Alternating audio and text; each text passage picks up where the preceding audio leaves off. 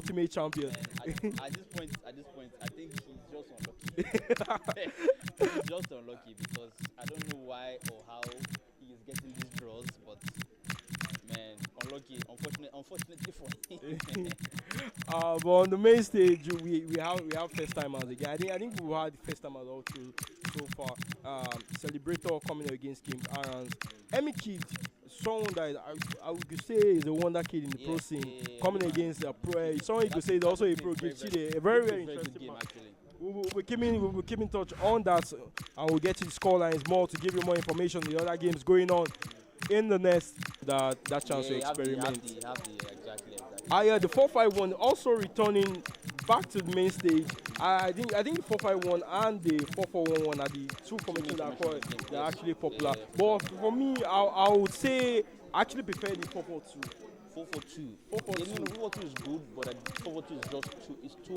It's 4-4-1 is attacking enough. 4-4-1 is too attacking, whereby defending can be tough. That's what's the problem. Going forward, you probably score your opponent a lot of goals, but defending is going to require a lot of skill for you to be able to manage, because normally you have like two banks of 4 and then a calm also. But with the 4-4-2, you have those 2 banks of 4. The 2 strikers usually just stay up there.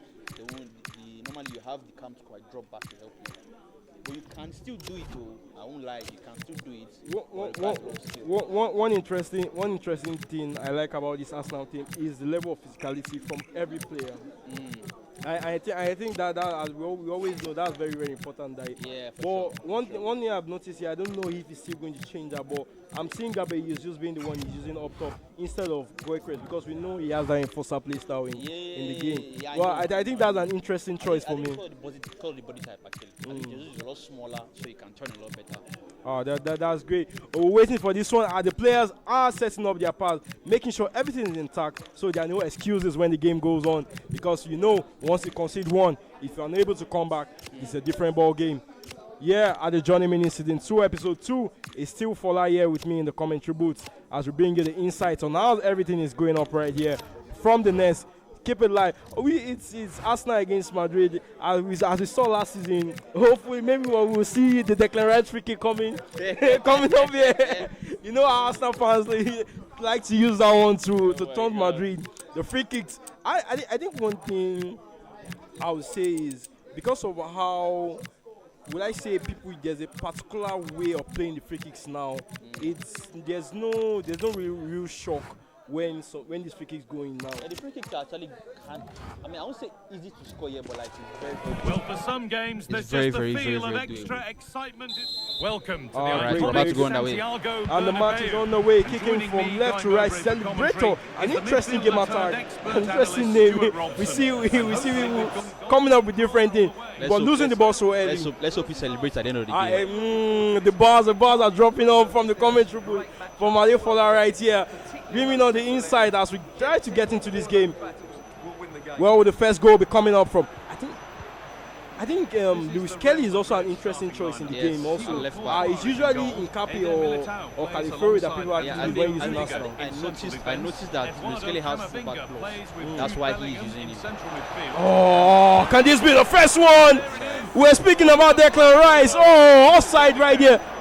There was really no reason for him to actually pass that ball to Rice. To be fair, he needed to pass, but he should have passed it a lot earlier. Bellingham. If he hadn't passed, I think if he had shot there, I don't think he would score. Camavinga. Arsenal come away. Odegaard, very that's actually surprising. Odegaard with the body side, bullying someone off the ball. The craziest part on this game right now, anybody can bully anybody. I'll be very honest with you. So far, the person has a decent enough strength attributes. So I impressed that ball. Would you say the game is more physical than it has been in previous years? 100%. 100%, because Uza is as overpowered as like anything right now. It's very, very easy. It's like when you run towards a player and then try to push him off the ball. If the player has high strength stats, he gets the ball. Yeah, that was a very good tackle there, by the way. I was speaking about the last two people I've spoken about here in the commentary booth. That's Novice and Baji Jr. I was speaking about how slide tackles have gone out of the game from pro players, and we just saw one a cross tackle right there from Rudiger from Celebrator. It really helps in like crunch time, whereby if you don't make that slide tackle, you are going to see. Yeah, but I think that also, with the way the game goes, also, you also have to look at is that there are even times where you even win the ball, and the goes in the end, they give your opponent the penalty, and you get 100, and that pass right there, great one, Madueke, another interesting choice.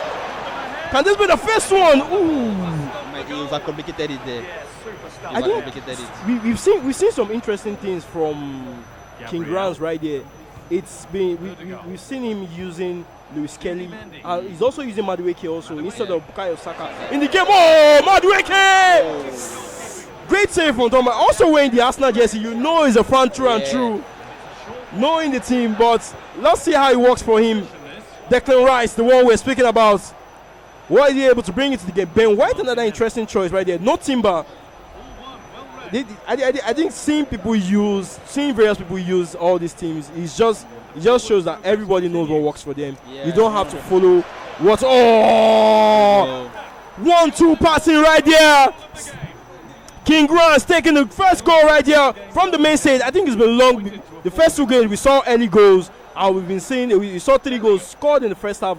But it's been a quiet one here from King Aranz and Celebrator. 26, yeah, going to score goals. Don't worry. The goals will surely come in. We'll score goals. Yeah, our pros are telling us. It's you. Gabriel played in with that.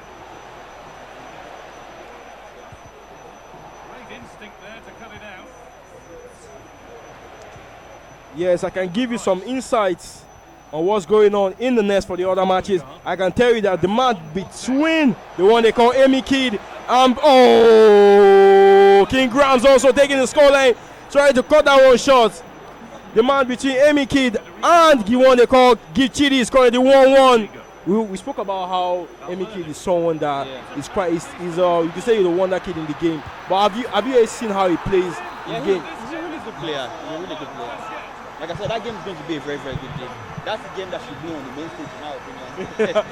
you know, as you say, for a fair view, as it is, the AI is the 3-1, the scoreline right here. While we're speaking about the other matches, goals are rolling in.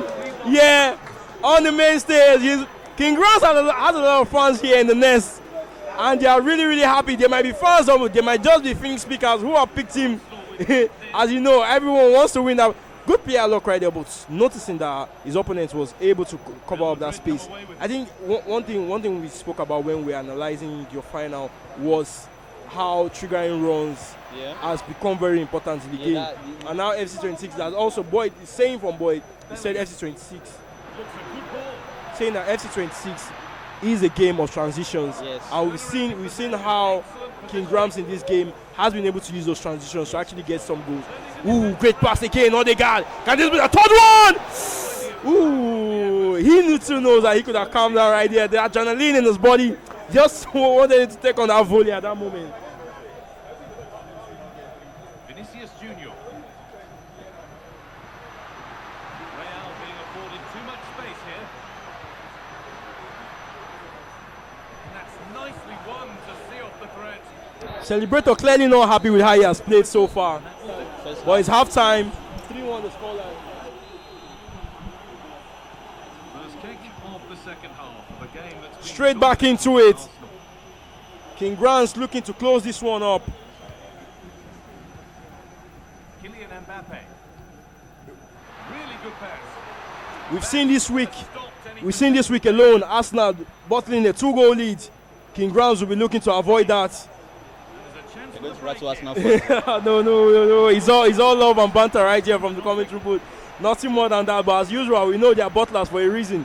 But great interception right here from Gabriel. I think we just say Gabriel and Saliba are even let's say top 5 defenders that are important in the game.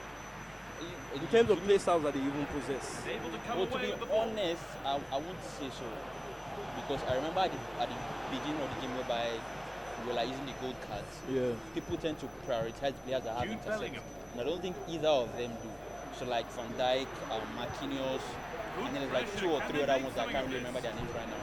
But I think Gabriel had Boozer Plus, and then Saliba had Intercept Plus. But I'm not sure I know one of them had intercept, but basically intercept was like the major way to go, and neither of them had it. So I won't say they were like best. What even just speaking about the Madrid team itself. Ooh, can we just be offside? Offside again. Just speaking about the Madrid team itself. One interesting choice I've always said is Camavinga. In the game. The body type might not be something that people like. He and Tchouaméni in the game, but they are always important there because they are always there to actually even cover those. They have the body type to cover those grounds for you. Yeah. The thing is, yeah, you want, in as much as you want players that are good on the ball, you want players that have some sort of defensive presence as well. Yeah, we've got some interesting updates for you. As it is right now, I can tell you that Emi Kid is currently leading 3-1 against Givchidi. Oh wow. Givchidi losing his first game right here. It's 3-1 to Emi Kid. Another attack from the left hand side. Gabriel Martinelli, King Aranz. Skill. I think people yes, even getting your own opinion. There are times where you will say that maybe you do too much with the skills. Yes. In the box itself, would you advise people to always skill move their ways into space, or you suggest the player lock or directed run? Ooh, that run was easy to save. Ryan coming off clutch. That's finesse there and was through for sure. Oh, also from the matches going on, I can also tell you that Mitchell is currently 4-2 up against Protagonist. We spoke about having a difficult fixture run, even from episode 1. Is episode 2 also currently playing an ultimate champion? Oh, right there in the nest. Oh, great player look. Madueke. Oh. Timing of those runs. The player look. Yeah, I think he should have released the pass earlier as we move. In that situation is not easy. Because the way the game kind of waits for you to press triangle and then the defensive line will step up. So onto Rodrigo. Oh yes, that's great. 4-2 the score, as I told you. Mish against. Can this be one? Ooh, we have a game on our hands. Celebrator telling them, come on, doing the rush for celebration. He's about to lock in. Do we have an interesting scoreline? Are we going to have an interesting end to this one? King Aranz. I did tell you that Arsenal are brought to the 2-goal lead this week. Will this be another one? Ooh, skill. Rice. Patience. One more goal is what these fans are asking for. Celebrator. These are the periods where composure has to come into place. This is where you know the good players from the exactly. Players. Even the ooh, Mbappe! What's this? Can this be another one? Goal! Celebrator! That man knows that scores in his veins. There we go.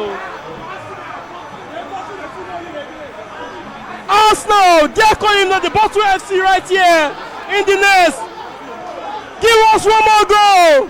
Ref don't blow. Oh, wow. Ref don't blow. Wow. Oh, great. Very good game. I think these are moments where even King Aranz needs to make sure that maybe he pauses the game. Is there one? One more. This match goes into eruption. Would there be one more goal? Oh! King Aranz! He's showing that he's not Mikel Arteta. The face gives you all. The face tells you all you need to know. He said, "I'm not bottling." Celebrator has one more attack though. He has one more attack. If he plays. Let's see if your predictions are going to come into light. They are all rooting for Celebrator right here. It's been a great one. It's just to show.